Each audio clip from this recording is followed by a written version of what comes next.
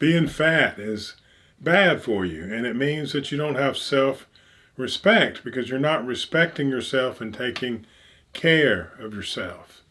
And I lost 100 pounds at one time. I got up to 296, and I was like, oh my God, I cannot go to 300.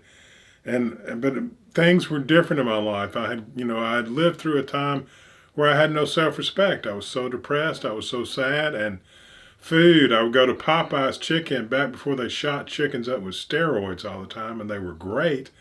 And that would make me feel better. And, Fellini's Pizza in Atlanta, oh, wonderful. And I would eat and eat, and I wasn't working out, although I had in the past. I've gone through different periods of feeling good about myself. Then I get in the gym, I watch my eat, and I take care of myself. And one time I lost 30 pounds after, neglecting myself. And then the last time it was 100, and that's been, 20, 30 years ago. No, about 20. But I kept it off this time because I've gotten married, stable, had therapy, and now I, work out continually and watch what I eat. I love to eat. I could overeat easily. But I care about myself, and being fat is not, and it's sad that people get overweight, and it's not their fault or it means they're horrible people, but it's not good for them. It's not something to celebrate. It's not something to accept. It's not something to say feeling bad about yourself is okay. It's like it's not okay, and you need to keep that idea out there so they can grab onto it if they get to a place where they can.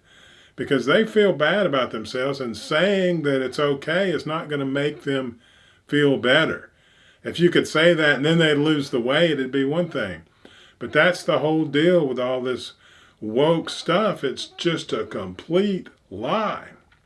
The green hair looks horrible. It's a way to disrespect yourself. The tattoos is a permanent way to disrespect yourself. It means you don't like you, which means you can't like anything else, because first you have to like yourself before you can like other things. That's how that works. The septum ring makes cutest little girls just look ugly. It's just violent looking. You look at them, and instead of feeling that wonderful feeling of feminine beauty, which is about the most glorious thing that we have on this planet, you're repulsed. And that's what they want.